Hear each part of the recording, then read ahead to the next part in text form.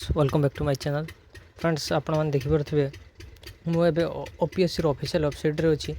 तो बर्तमान ओपीएससी कौन करा विभिन्न प्रकार जो एग्जाम गुड़िक जार नोटिफिकेशन बाहर कर तो तार कौन कर रिक्रुटमेंट कैलेंडर को अपडेट कर वीडियो में आपण सहित डिटेल्स कथा हेबी ओपीएससी पीजीटी को नहीं। ओके जो ओपीएससी पीजीटी रो एग्जाम डेट संपर्क में आसी जाइए। तो तेणु भिडियो को संपूर्ण देखूँ।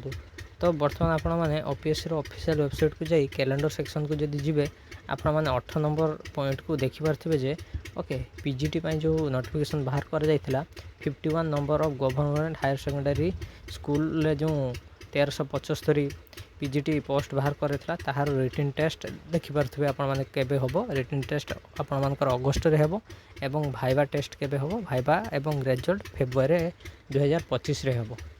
तो एथला किसी शॉर्ट वीडियो। तो आपण मैंने चैनल को सब्सक्राइब करंतु सांग मान सहित शेयर करंतु एवं आपण मान को ऑल द बेस्ट।